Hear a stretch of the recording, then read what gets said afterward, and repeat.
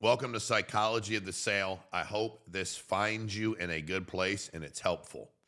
One of the things that people don't understand about the sales process, I will ask groups all the time, what is the biggest reason you're uncomfortable in the sales process?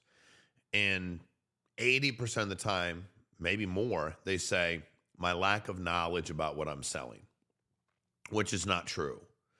And what I mean by that is typically what you're selling isn't like that complicated to explain. Like it really isn't. It's not like you're selling a program that you just developed to land a ship on Mars. I mean, I'm not trying to be funny, but like it's usually not that complicated.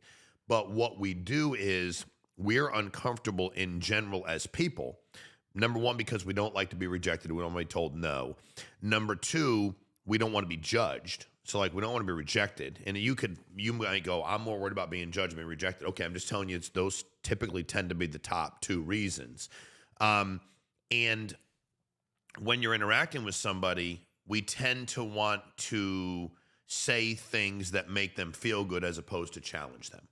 So those are three things that, it's not the lack of product knowledge. It's not like you're selling somebody a car. I mean, it has what it has. I get it. You're like, here's the engine, here's the options, I get all that, but really not complicated to explain.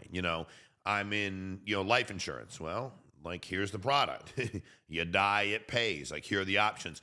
So I think that it's getting people to understand that don't ever, when you're in the sales process and you're uncomfortable, you can't just run to studying the product 22 hours a day.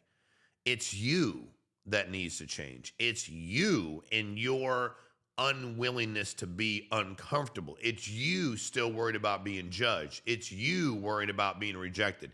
It's you worried about pushing people. Once you make a decision that their needs to have the product you have supersede you getting uncomfortable, you being rejected, and you challenging them, you start to understand a lot about the psychology of sales. But you're going to find yourself, you're going to default a lot of times to, okay, those 4 sales didn't go well. Let me go study my product more. It wasn't a product. It's you. And again, I can't say it enough. I don't want to be rejected.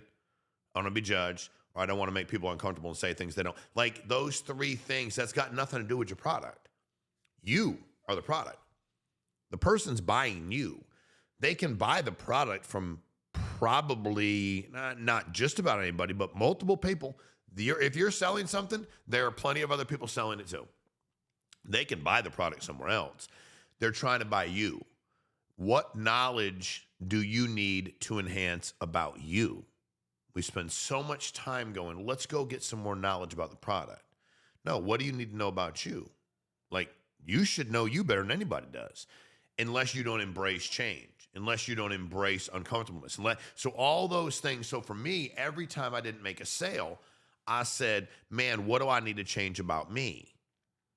And most folks say, what are they're frustrated with the client. Not really their client they didn't buy, the prospect. They're frustrated with the product. They're frustrated with the process. They're frustrated with the appointment setting. And at the end of the day, how do you get better if it's never your fault? And by the way, being afraid of being rejected, being afraid of being judged, and being uncomfortable challenging people, those are normal. Those are very normal things. Matter of fact, most people that have not been rejected a lot and have not been judged a lot and have not been in uncomfortable situations struggle at sales for a little bit. I think for me, my childhood allowed me to be good at it. My job prior to a straight sales job was working with abused and neglected children as a protective services worker. So, I had uncomfortable conversations every day. All of you have that in your life. There's things you've done for the most part that have been more uncomfortable, less comfortable.